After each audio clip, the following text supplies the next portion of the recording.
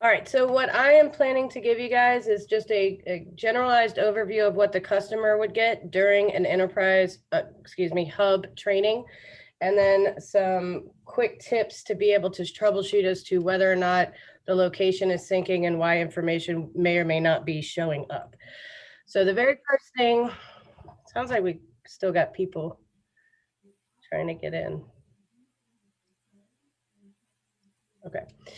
So the very first thing I always ask a customer is, have you been able to log into Hunger Rush Hub? If they have not yet, even remotely attempted to go to the website, it is r-enterprise.com. And all they need to do is select forgot password and type in the email that they have provided Hunger Rush. The email that is in the account in Salesforce is what we create users out of. They put that in, select submit for password request, and they'll then be able to set their password. We can set a password for them. We tend to not do that unless absolutely have to.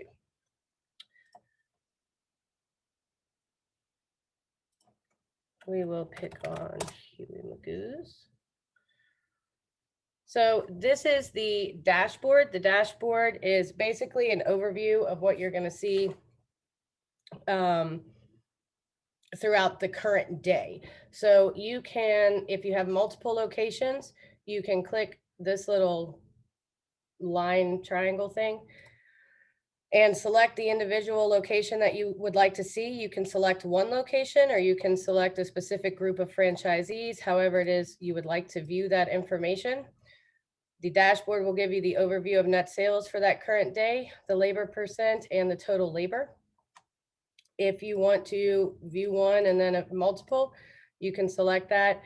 If you want to refresh, everything comes in here for, it's a 15-minute cycle. So if you make a change or have an order in the POS at the 14-minute mark, it's almost automatic.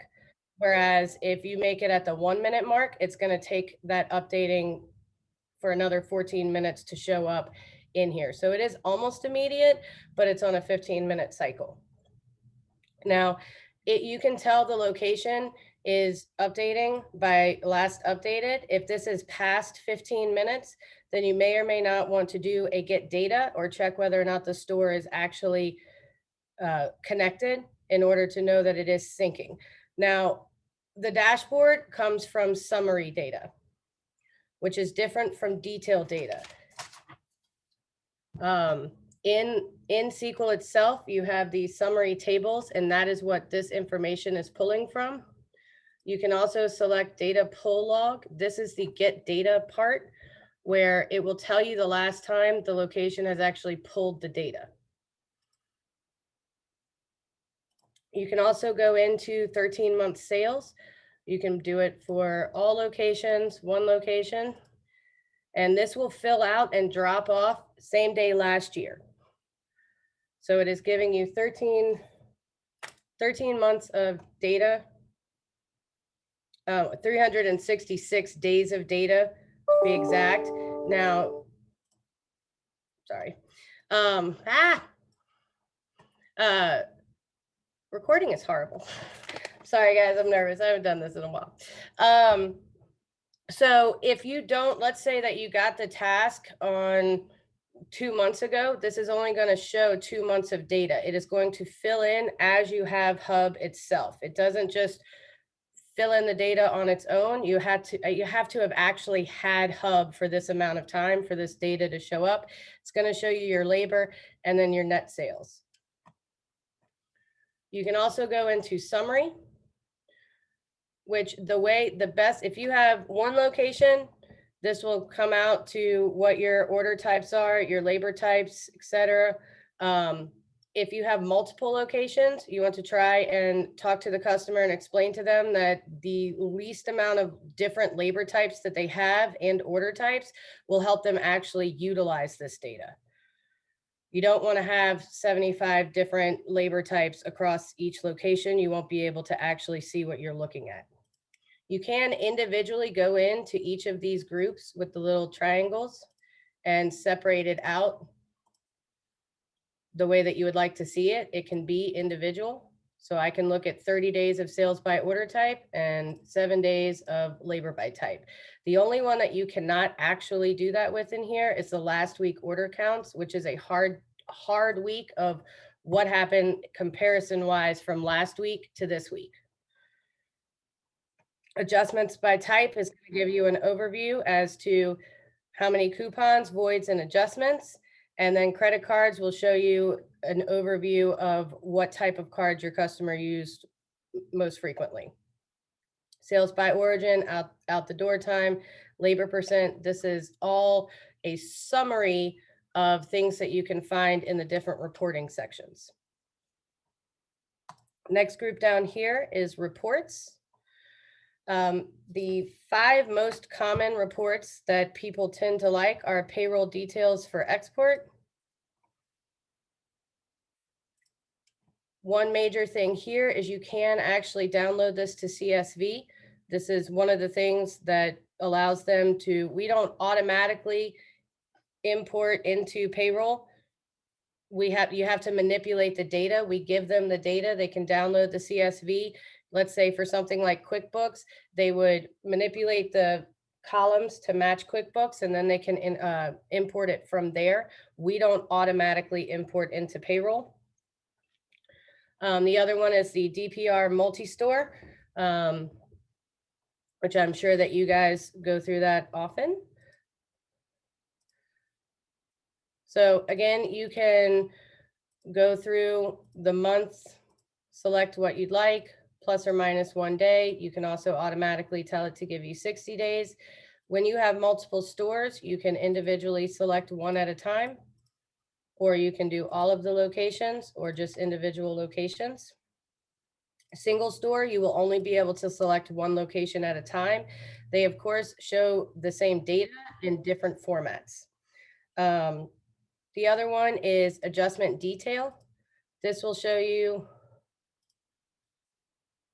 let's do it from location.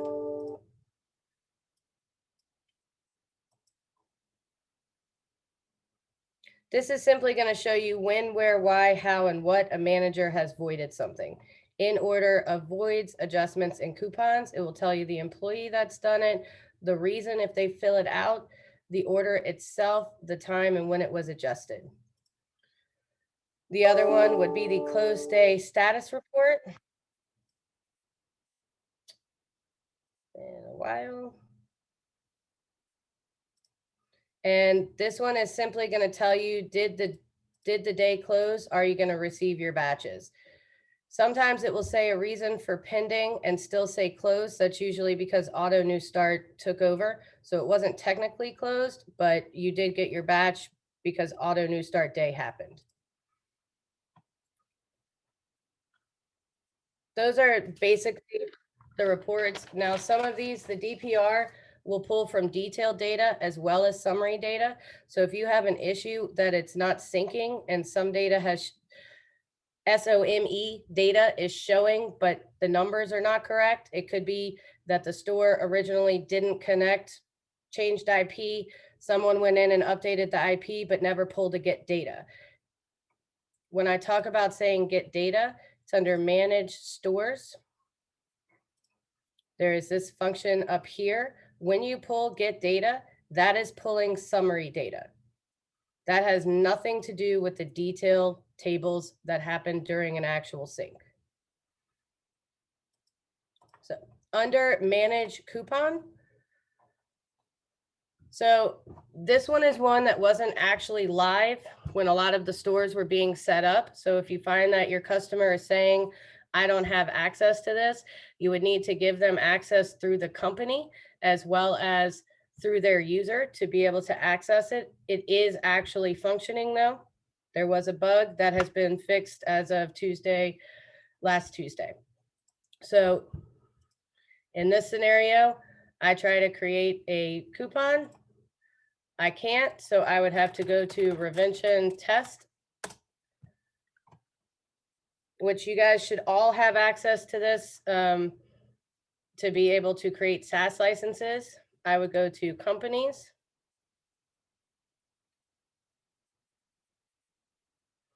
Unfortunately, there is no search functionality, so you just have to guess.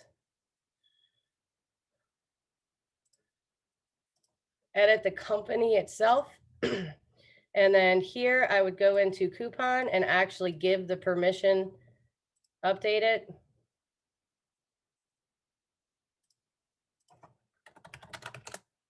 Now when I go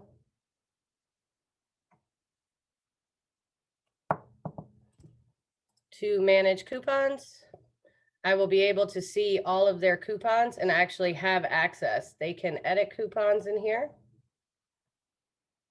So you can say, does it require approval? It's basically the exact same screen that you would find within the POS, the date and time, a start and expiration date. Do you want to apply by weekday? Items, if there are items, in this case, there are not. Val codes as well. Excluded order types, which I would recommend not doing on any coupon. And then online options.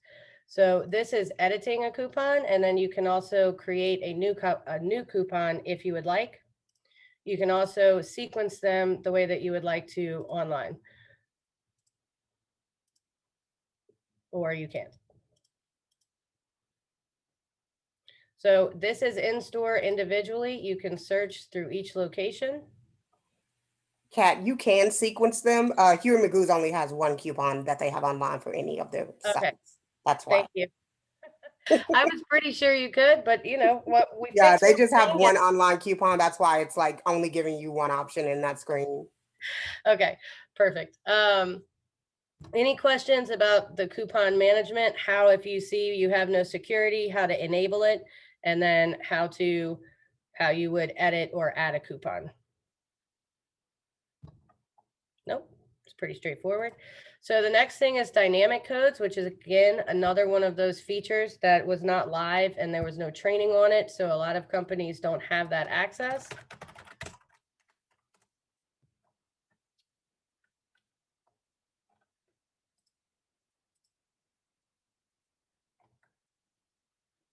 So forgive me, I am glad I picked Huey Magoo's though, because you guys will most likely run into this in some areas. Any new customers, they will have that security. We give dynamic codes, coupon, and scheduling access for any newer installs. But if you run into somebody, this is where your issue lies. So let's see.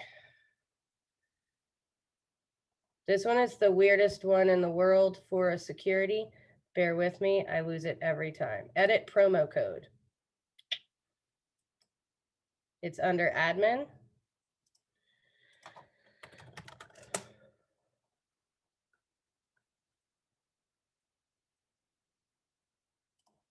So now when I go to dynamic codes, I will have access. What dynamic codes are one and done validation codes. So you have a validation code within the POS. Let's call it Heart for Valentine's Day. Any customer at any time can use that validation code online as long as they know it for multiple orders, unless you do a single use coupon. It will always be, as long as I know the validation code Heart, I can go in and use that. What dynamic codes does is allow you to have a one and done. So if I wanted to send a special campaign, marketing campaign to a certain group of customers, I can create dynamic codes and say one-time use, you get 50% off. And as soon as that validation code is used, it no longer works. So the way that you would do that is first you enable it, then you would add dynamic code. The name of it, in this case, I did test. You could do Heart, you can do Valentine's Day, something that you would want to look at. The longer the code length, the more dynamic codes it will generate. So if you want to only generate 200 codes, you don't need 8 for the code length. If you want to generate 1,000, you're going to want to do a longer code length. The prefix is the first 3 letters that let you know what that code is referring to. So in this case, let's call it anniversary. You could do ANV, anniversary. Next would be the code count. So let's say we want 1,000. Next is the validation code. You will be creating this coupon in the POS itself. And that validation code is what you put in here. So if we did anniversary, that's our validation code that we create within the system as a coupon. And then we would have our start and finish date. Okay. Now, as soon as I submit that,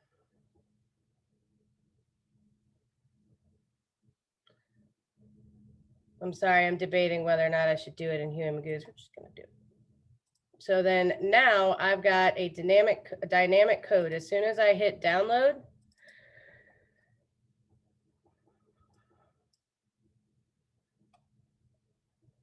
it has now pulled up 1,000 unique individual validation codes that I can send to a list of customers that will work one time and only one time. And within that spreadsheet, it will say when it was redeemed, once it's been redeemed, and who redeemed it.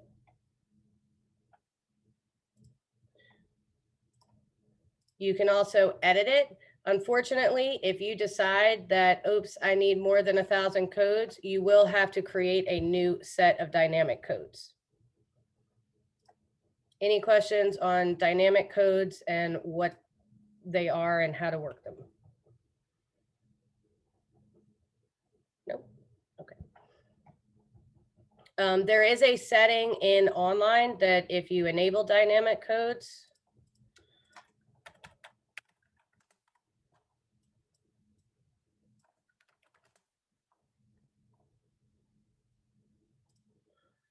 you would want to view your API key, which this would be on our side. If somebody is interested in this, you have your API key and secret. You would go to system. And then in the loyalty section, right underneath is coupon promotions. And this would be where you would put that in, this API key and the secret, and then that will translate online.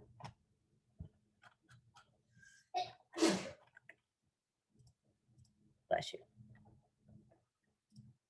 Okay.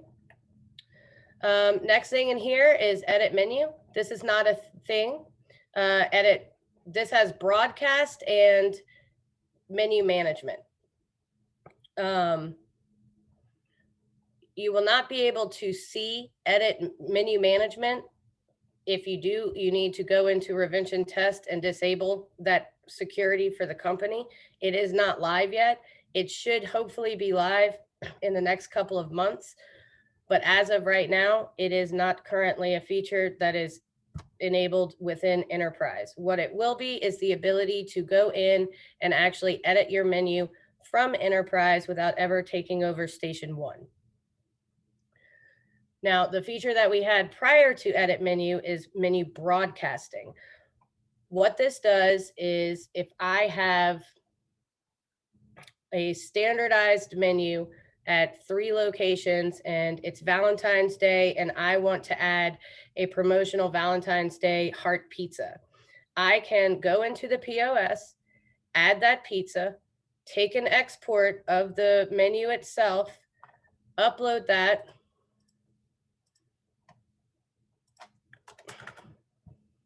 into here. I would add my, not sure why it says coupon file. It should be an RMF file. I would add that menu into here, select the date that I want it to push down, and select the locations that I want it to push down to. Now, here is the main issue. It will wipe out any menu. So if you have drinks, tax, or anything different, it will wipe all of that out. You also can only achieve a broadcast and have it go through after you've experienced a closed day event. So the time that you would want to select it would be sometime 3:30 in the morning or whenever you've had a closed day event. I don't really recommend this. There are some companies that use this often. Popeyes does. It is definitely designed more for multiple locations with standard menus versus a one-off location, but it does work. And it is a way to manage your menu without actually being at the location and having it push down when you would like it to push down. One main thing though is once you make that change to add the heart pizza and you take an export, you're going to have to turn around, delete the heart pizza and take an export of that so that you can push the correct menu at the correct time. You can also go on, that's under recent schedule is where you would add the schedule. Manage is going to tell you anytime somebody has done this, it'll be the name, who uploaded it, the date, and the computer that it was uploaded from. Any questions on menu broadcasting? Right. Roles are simply designed to separate out when you create a user, you have company admin, store admin, company user, and driver. Roles allow you to add another account type. So if I have multiple locations and I have multiple GMs and I don't ever want to have to fill out the securities individually for a location, I can create a role and then predefine their securities. This is what all of us have in Hub for our own users as tier 3 installations. That is how we separate it out. Anytime you need that access, all Jessica Harris has to do is go in there and change you to that specific role. This is great for multiple locations, not so much for a one-off mom and pop. Stores and groups has absolutely no effect on the customer for the most part, aside if they want to check to make sure that their store is connected. That is a great troubleshooting to figure out whether or not why their location is not syncing. They can also edit the name if they want to have a different name in here. Aside from that, there's really no reason that anyone should ever be in here as far as a customer, but they do have access. We'll get back to that for troubleshooting. System, no one has access to this yet. This is specifically in development. What it's going to be is, well, not in development, it's just not a live feature yet. It's being, I think it's in beta testing, but what this is the ability to go in and access config system in the POS as we have it now, but through enterprise. So I can go into general and I can add a tax type or change my tax rate, change my stages if I want, report groups. I think this is getting an entirely different overhaul. So probably shouldn't have selected that one. Any questions on what config system will be once it's live? No. Okay. Next section is users. When the Hub team sets up Hub, we set up 1, maybe 3 users max. We will set up the owner. Unless it is specified on the account to give access to someone else, we will only ever set up the owner. And once they complete training, they have the ability to set up any user that they want. One thing that a lot of customers don't understand is they select email, first name, last name, and then they click add without going through all of the settings. This goes back to the role. You have company admin, store admin, and company user. Driver was done for iDeliver. I don't even think that you can do anything with driver anymore. Yeah, it works with Drive. Is that for Drive now? That's I didn't know for sure. Yeah. No one can edit a company admin. So we make best practice is you make one company admin unless you have equal partners. If you have your marketing manager, you can give them the exact same access that you would under store admin. And that way you can then edit that user. So if I make an owner a company admin and then I turn around and make another company admin for him, he will never be able to edit or delete that user. You have to call into support to be able to edit it. So always recommend doing one company admin, max 3. You can company admin, specific securities fill out. Edit promo code does not. That's the dynamic codes. Show pay rate does not. Broadcast is menu broadcast. Company, no one ever needs the ability to have access to this. Coupon does not automatically fill out. Dashboard is the dashboard. Honeycomb, if they have access to Honeycomb, you can give them specific rules. We can go over that next week. or no, 2 days. Inventory does not automatically fill out. So if you want to give them access as a company admin or a store admin, you need to fill that out. Edit menu at this present moment should not be given access. Mobile is for the mobile app. People, this should all be filled out. So if somebody is not supposed to have access to schedules, you need to make sure you go in there and take that access away. POS config, I always delete these. It's not a big deal. That is the system config. And then reports. Not all reports fill out when you create a user. So you do have to individually go in and give them the access if you want. HC is loyalty. No reason to click it if they don't have it. So you would go through and do that. Now, that is company admin. If I click store admin, it's the exact same thing. I still have to go in and click these specific fields. The only difference is I can select individually which stores they see. So I can give the exact same access to a store admin as I can to a company admin. But the reason they exist is because of a tiered structure where I cannot edit anything that has the same access as my level. Company user is designed to basically for a marketing, almost none of this is filled out except for reports.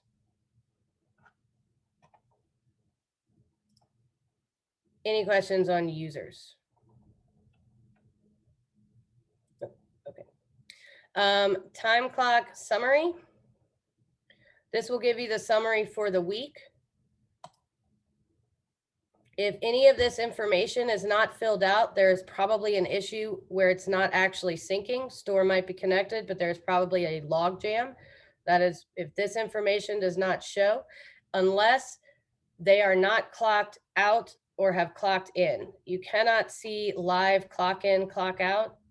It will only show once I've clocked out for break, lunch, or for the day. I hope that they change that because a lot of people want to see a live clock in. Now I can select a specific employee and that literally brings me right to add edit. This allows me to add a new time clock record. And if I scroll over, it allows me to edit or delete a time clock record. Now, if I go back to summary, I can click add edit and it's going to bring me to a blank screen. What this is designed for is, let's say you have a catering event and that employee has not been able to clock in for the week yet. You can clock in for them so that they then show up under summary.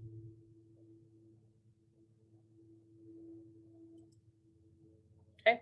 Anytime you switch locations or change data, just remember to refresh. Any questions on time clock summary or add edit? Nope, cool.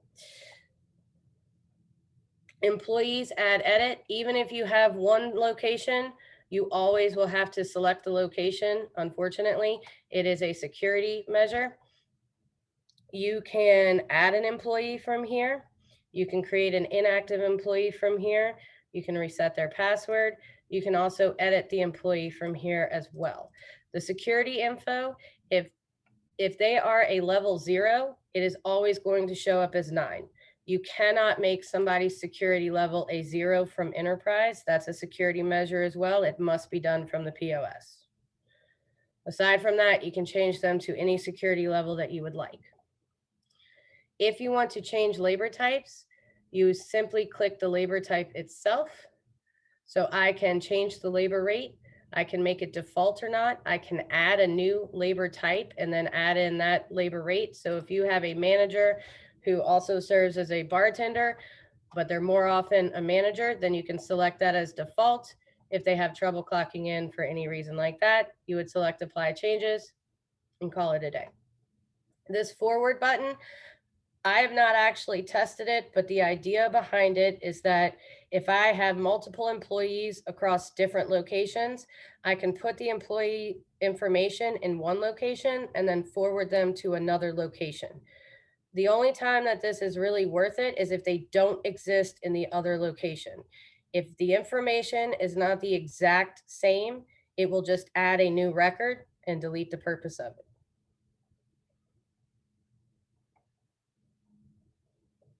Any questions on employees add edit? Okay. Scheduling. We just had a release where they added the fact that you can now email a schedule. But basically you can create a master schedule, which I'm not as well versed with this. This came out. I have not really played around with this. What I don't believe you can do yet, and Shakira, if you want to correct me, you cannot copy the week and you cannot load a master schedule. But if you wanted to create a new schedule, you would select the employee. Let's select a different employee.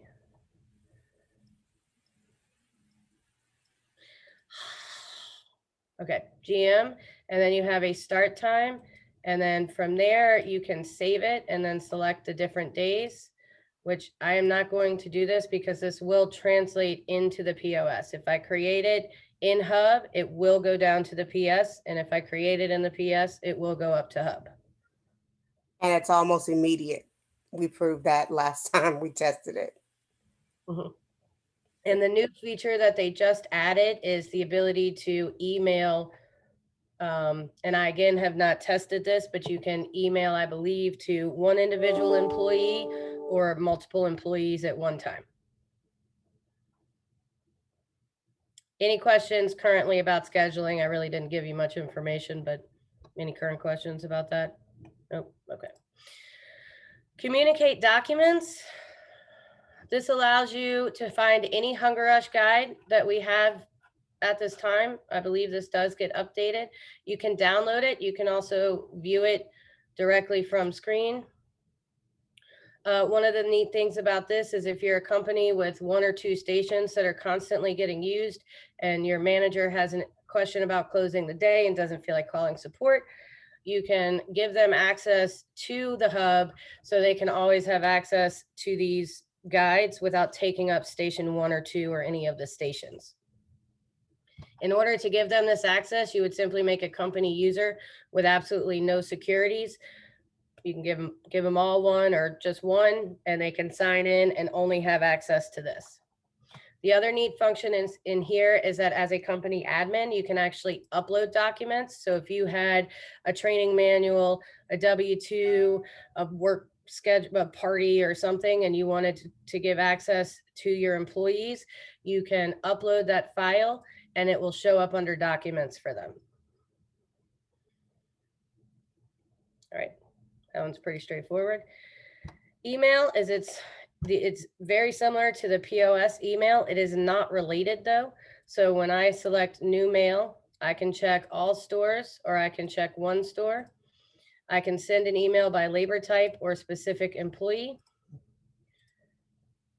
I would pick the employee in this case or the labor type that I want, or I would pick the specific employee. And then this will show up with their user email address. You can put a subject message. You can delay the send until a certain time. And then you can also make it required, which means they cannot clock in or out until they've read it. They can, if they have the security, email back, but only if they have that security. You will also be able to do sent items and see what you've sent. Again, this is not tied to the POS email, but it is the very same concept. Inventory. You can select one location and go in any inventory. You can input it into the POS and it will go up to Hub, or you can in fact input it in Hub and have it go down to the POS. One of the great things about this is if you have the app, you can actually set up somebody with access, an employee that can count using the app on their phone. You can also print out the count if you would like to as well, if they like to write it down. There is in theory that you can copy inventory.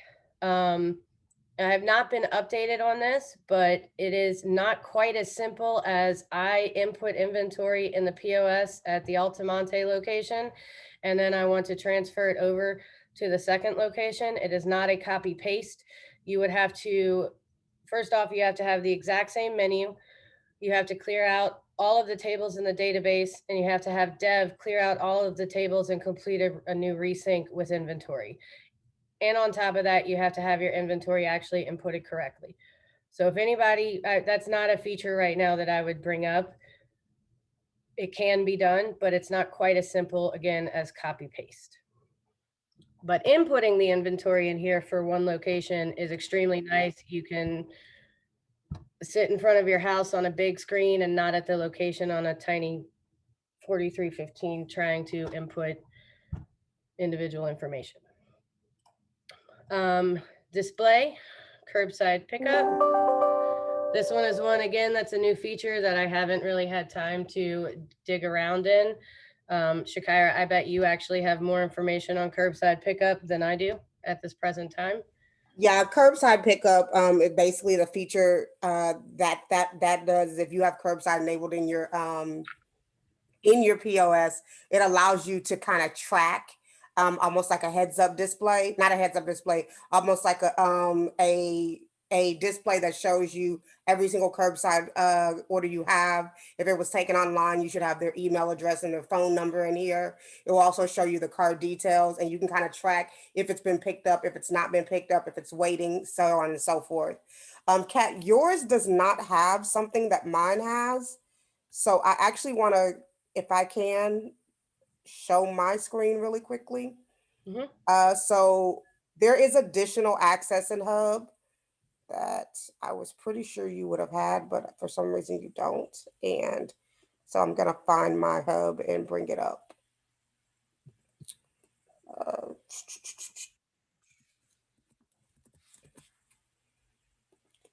So for those of us that have to deal with essentially helping the installers make sure that they have all of their SaaS licenses in place, and so on and so forth. Some of us have an access in Hub that will allow us to do additional things like put in the system that they have a SaaS for a tablet, a POS, enable Google Mapping. So for some of us that do a lot of the configurations, there's a section, as you can see down at the bottom, called Hunger Rush Only. Can you guys see my screen? Yeah, okay. So you can't see it on mine because I'm not in Revention Test. Are you talking about specifically by seeing it through Revention Test? No, I just, go back to Revention Test on, that's why you couldn't see it. Okay, Right. so I hadn't gone through that part yet. Okay, I'm logging out. Well, no, you're fine. So is there a different feature in the actual company itself on curbside pickup that you can see? That's what. No. Okay. No. Mine is exactly the same. Should be. Okay. In Drive. I'm more than happy for you to take over the Revention Test part. No. You're good. You got it. You're good. I'm out. Seacrest is out. All right. Stop sharing your screen. I did. I think. Did I? Yeah, I did. You're good. All right. So curbside pickup, this is still a new feature. And Shakira just went over that. Drive as well. There is no troubleshooting on Drive right now as far as the Hub and the Hub team is concerned. We simply set it up. But if the store has Drive, you would select the location. Little blue house shows up, that's their store, and it will tell you the average delivery time, drive time, how many drivers do you have on the road, how many are pending, how many are late. You can minimize or maximize, and then you can also see your past trips by specific driver, date, etc. So then any questions on Drive and curbside? Okay, now what Shakira was going through is, as you notice, when I am at any other company, there's a section down here that does not show up.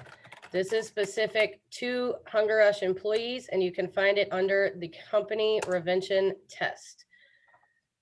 You select Hunger Rush only. You have all customers, which this is where you would come in here to add SaaS licensing. So what you would do is filter to see, first off, does the location exist? So Hunger Rush is equal to, so in this case, this location does exist. If I were installing brand new a hardware refresh and they were getting a tablet, I would select the settings. POS is exactly what it is. It is how many stations do they have? You would simply type in the number of licenses. If I were adding a station to this location that already had a station and here they don't, if it said 1, then I would put 2 and it will update that number to 2. It does not add them together. You put the final number. You would also put the license for tablet. When we set up for the hub team for Drive, you come in here, you select Drive and you select, yes, it does in fact have it. Select update. Kiosk, if they have a kiosk, you would give the number that they have as well. Google Maps, this is where, again, you enable it if they have it. So Drive, Google Maps is purely a checkbox. Hub and online ordering and rewards are not required. As soon as we create a hub location or a rewards location, this store automatically gets put in there. Now, typically you won't see that because we have new installs. The project manager will come in here, create the store, add the amount of licenses required. And then once the store is migrated, there is a difference between creating a store in all customers for SaaS licensing and the store itself having hub. So if I have a company in here and I am adding a store to say, yes, it does in fact have hub. That's a fun one. So in order to say they have hub or loyalty, I would go into manage stores and groups and actually make a brand new store. That has absolutely nothing to do with the SaaS licenses. Just because it exists in all customers does not mean the location has hub. If it does have hub, it will automatically show it as a checkbox on here. So if it has hub, this has never been selected, it will just automatically show up. Same with online ordering, same with rewards, which is loyalty. It's Google Maps, kiosk, Drive, tablet, and POS that physically need to be added. Any questions on how you would add an additional SaaS license or a SaaS license in general? Nope, okay. The other functionality in here, which is very exciting, is this heartbeat. I'm not sure at this point how accurate this is, but the idea behind it is you will have a red, green status. Red means something might be wrong. Green is what version, and then miscellaneous, I don't believe is actually up and running yet, but this will tell you the last time that specific tables have synced correctly. So in this scenario, CC batches synced 10:13 at 4:03 a.m. Employee time clock. If there's an issue with the time clock or employees showing up, this might be a way to troubleshoot why, if it's syncing or not. I personally don't use this because I'm not sure of the validity of it, but I know that they are working on it and it's going to be a great big help once it is finalized. Also, there is information where it will tell you the version. It will pull it directly from the POS. That's not live yet. And then the miscellaneous is it actually port forwarded correctly? I do not believe this is accurate at this time either. Any questions on the heartbeat? Nope, okay. Last thing is the company itself. If you find that something says, I do not have required permissions regarding editing coupons or dynamic codes, this is where you would come in to give the company itself access. And then you would go, this security is the exact same thing that's listed in the user specific. It's just this one is specific to the company as a whole and will allow you to see it. If you notice, the store I just went to recently said cannot access it. That is because if I don't have view companies or ad store, ad group, different thing, ad user, data pull, if those are not selected, then you as a Hunger Rush user will not be able to access that. So in here, you always want it for the company itself, you always have specific permissions selected that you will not have selected for our customers' usernames. Okay. User report config, I have never used. So I can't give you any information on that. I think that is a development function or something coming down the pipeline that I have no idea what that is. Any questions on the general overview of Hub and what the customer gets when they are getting trained? Nope. Okay. Hey, Kat, I have a question. So when does the customer, so I saw you go through that list of reports. Who's going over that list to figure out if they need those reports? Is that the installer or is that the enterprise team doing that when they introduce themselves and start the training? So we generally only go through the top reports that most customers use, as in the DPR, the audit, the payroll details for export, because we don't know specifically what data the customer is trying to look for. So we always tell them, why don't, just play around with it and see what works for you. So if some customers don't use day parts or they're not set up. Now it could be that post install, I think Shakira may go through the reporting with them. Is that something that you do, Shakira, for post install? Yes, I often do that because what you will find is the customer wants specific data and we don't have a report in the POS that does that. For instance, a big one is a lot of our customers have shared cash drawers and they want to tip their employees based on who took the order. In the POS, we do not have a report that shows them that. However, in the enterprise, they do. So a lot of times my report training is a cross training. I use enterprise and I use the POS to make sure they're getting all of the data that they need. So this is done by the enterprise hub team and post install. A lot of these reports are it's a combo exposed to the customers. Okay. Yeah.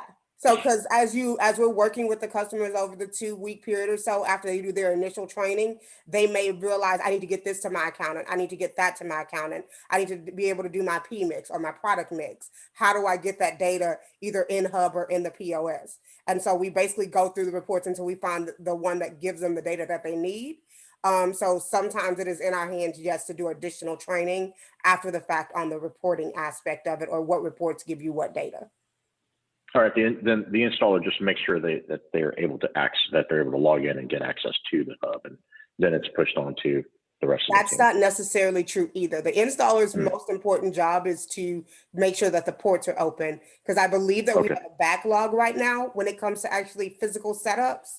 So they are trying to get caught up, but some of the installs, like they might be on site during the install, but they might not be able to get to the installation until the next day or 2 or 3 days later of the actual hub itself and get everything synced. Okay. So the installer's most important job while they're out there is making sure the ports are open and forwarded.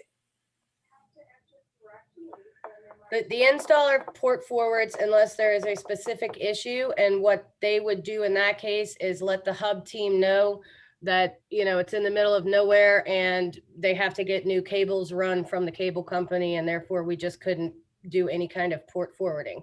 But that is what the installers are responsible for. And then once those are forwarded, the hub team comes in and creates the initial detail sync and sets the location up to start actually syncing data and create the store, the user, and then send an email to the customer that says it is live and functioning.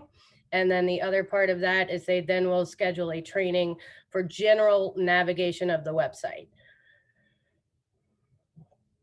Any other, Bree, you asked a question. I am about to start getting to the troubleshooting, the very quick, immediate troubleshooting steps. So I will get to that question. Does anybody have any more questions on the general overview of Hub?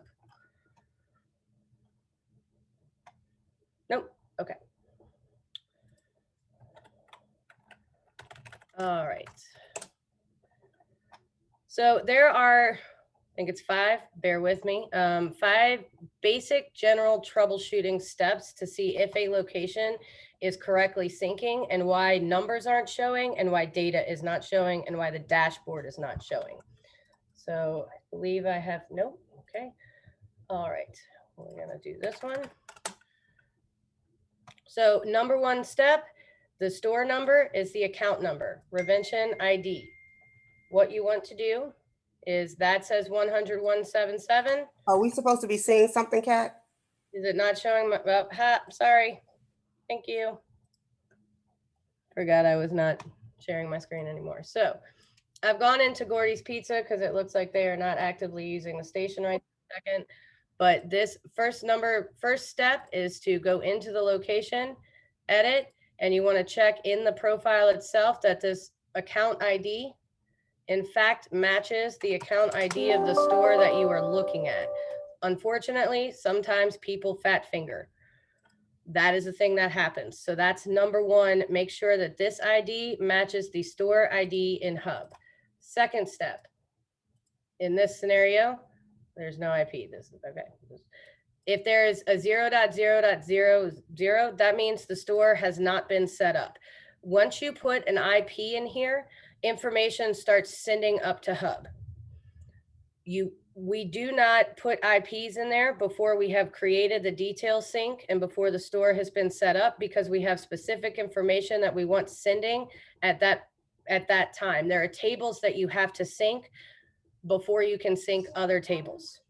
So if I try to sync a menu table after I try to sync a menu XREF table, there's nothing for the XREF table to actually coincide and look for, and it won't work. It will not sync. So in this case, you would, we're gonna stick with this example because I know they're not using the station. If this store had been set up, then this would have an IP in there and you would say check connection. Check connection is basically automatic. If you notice that it's taking longer than 30 seconds to come back with check connection, the IP changed.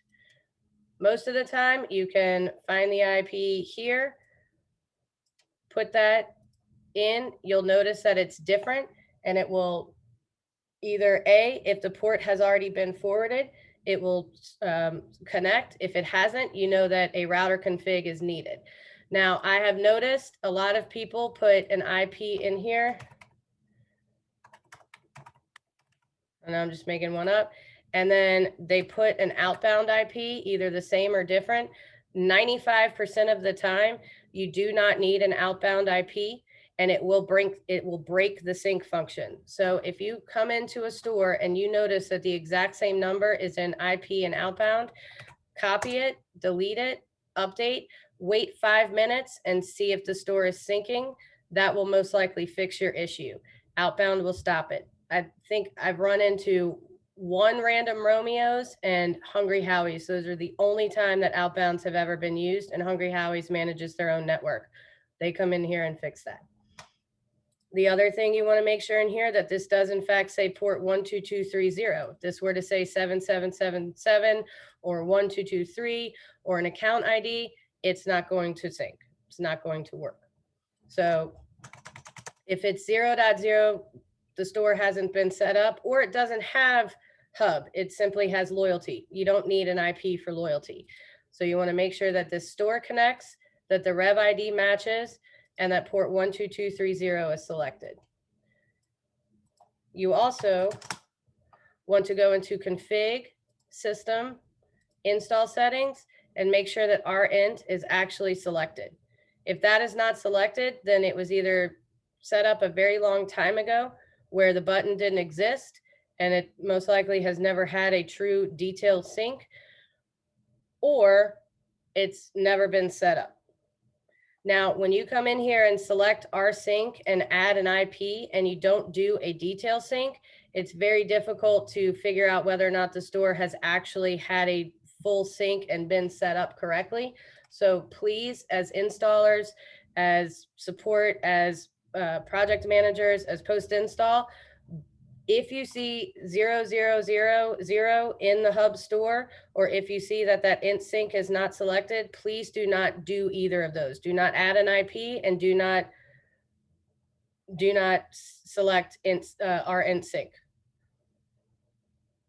Contact the hub team, look at the project task, see where it's at. It most likely has not been set up yet for multiple reasons. Okay, so the other thing is settings. First off, you want it to be enabled. Second is sometimes data pull frequency is set to disabled. Not sure how that happens, but that will make the dashboard not show up and auto sync every 15 minutes. Other main thing, time zone must always be correct. Time zone needs to be correct, as well as the time within, in this case, I don't trust the POS, so I would exit out. I would actually sign into RevAdmin and make sure that the time in the POS itself is within 5 minutes of your clock. 5 minutes of your phone. Mine's actually, my time is off. So 5 minutes of your phone. If it is out, if it is 6 minutes or beyond, it will not sync. 5740. Okay. Those are the very quick troubleshooting steps to figure out if a location, what could easily be the issue. Last one is restrict API by IP must always be selected. When you create a new store, it shows that it's selected. As soon as you click add, it actually deselects itself.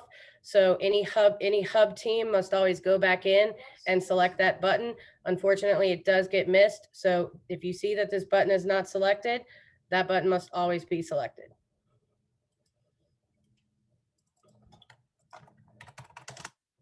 All right, now Bree had a question about when should resync happen. You should really never be resyncing any tables. If you resync any of the ORD tables, anything that is information that happens on a day-to-day basis. We'll go through the sync tables in just a second, but there are 3 numbers you want to look for. So you go into SQL, select databases, Revention, tables. You can click S. You want to go to DBO sync records, edit all rows. There are 3 numbers. There is 0, 1, and 2. 0 means it's never even tried to sync. It just didn't try. 1 means it synced successfully. 2 means it tried and failed.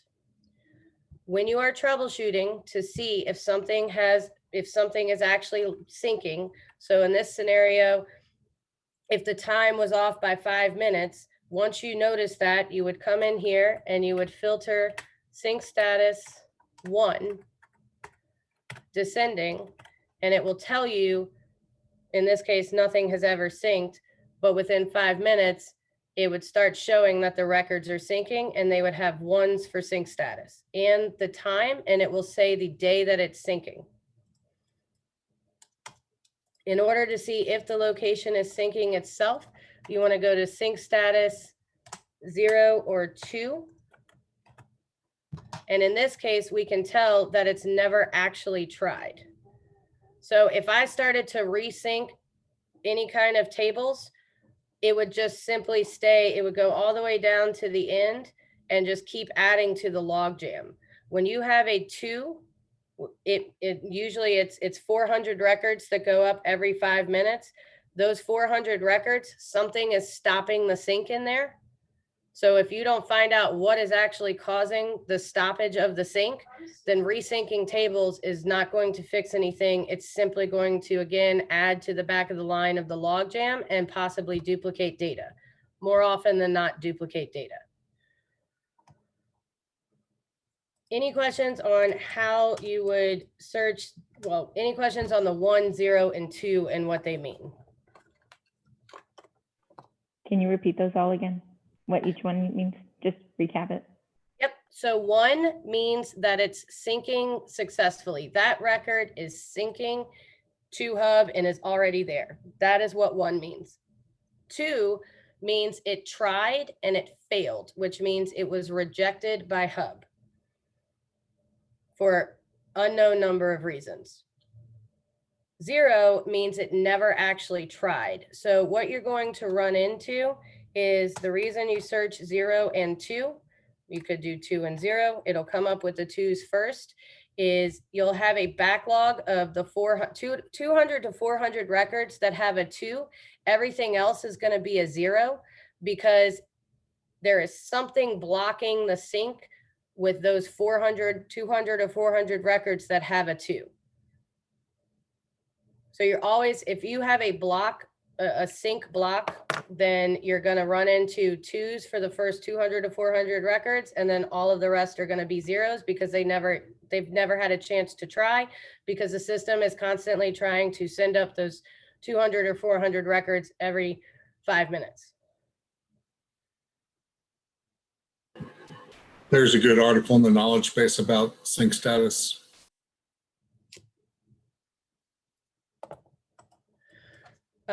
One of the issues that I've seen recently, it started, I believe, back in May, where there is a table name called sec-end rights. That is the table. It's security individual rights. I believe there is a validated bug out there. I'm not 100%, but this will 100% stop your sync. So I will come in here. If I'm troubleshooting, the very first thing I do is see, is the store connected? Then I check the Rev ID. I make sure the time zone and the time is correct. And then I will pull up SQL and search for sync status 02. If it comes up with 2s or 0s, if it comes up with 2s, then I will search right now for the table name second rights. If I find that second rights comes up, I will delete those tables, and then it will start syncing again.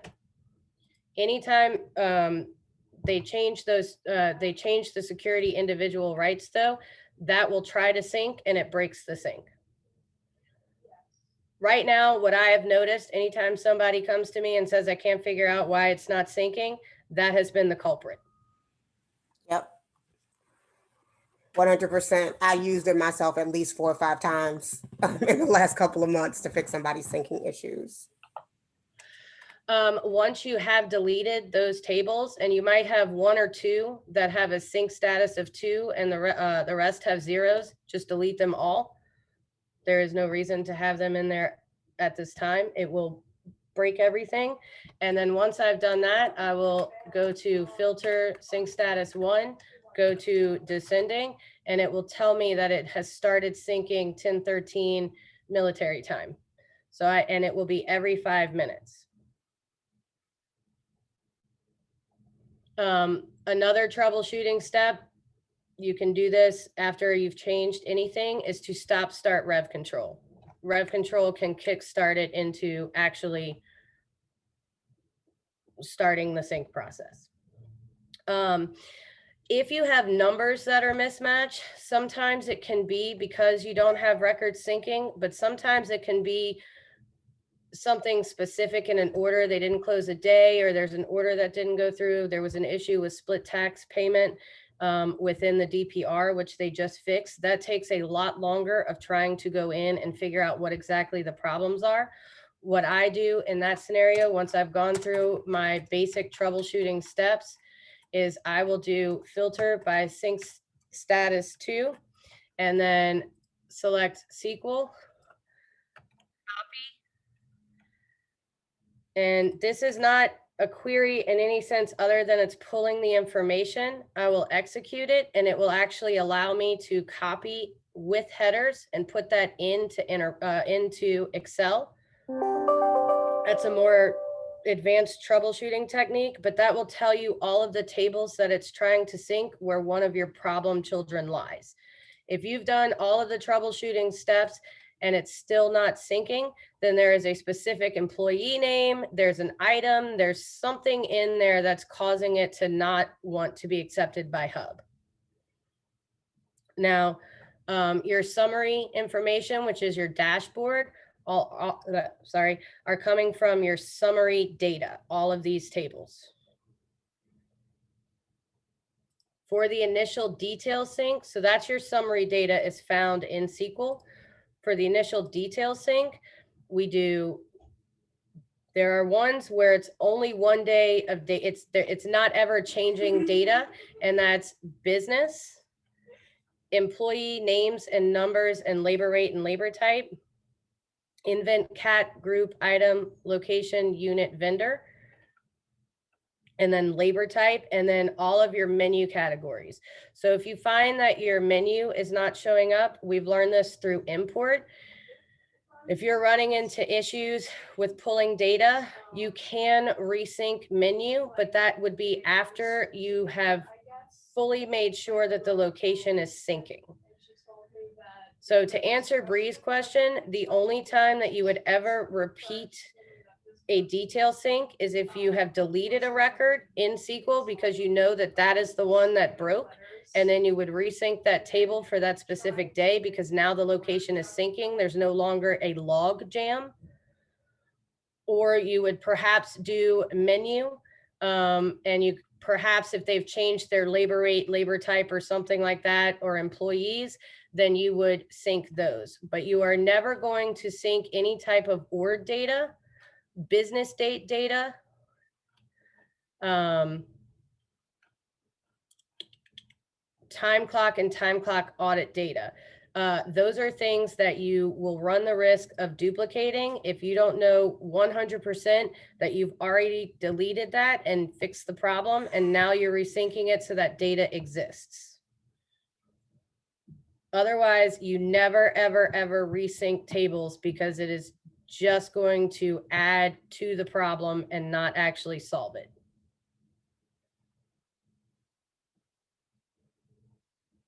Does that make sense?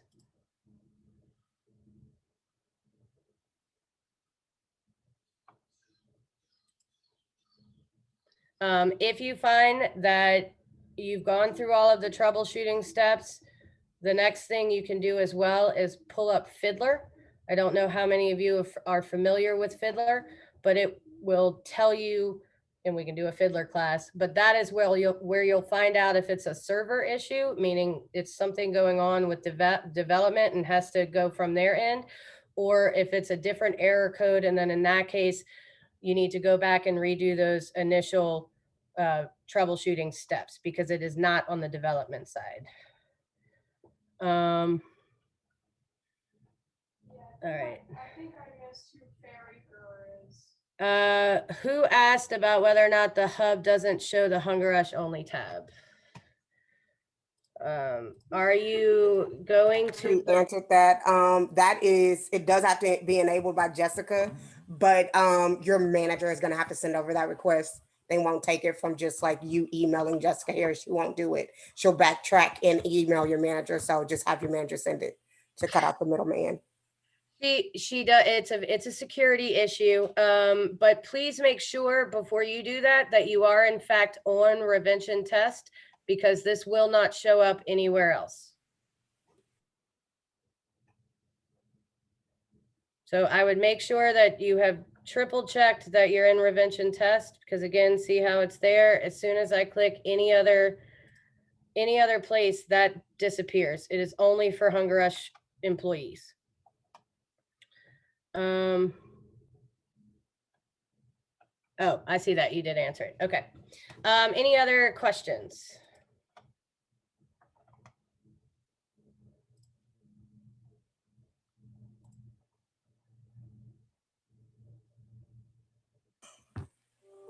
All right. So if no one has any other questions for Kat, I do want to thank you for taking this time out of your day, your very, very busy day, in order to sit down with us and give us this training on Hub, because I feel like a lot of people don't understand it and don't know what all it's capable of.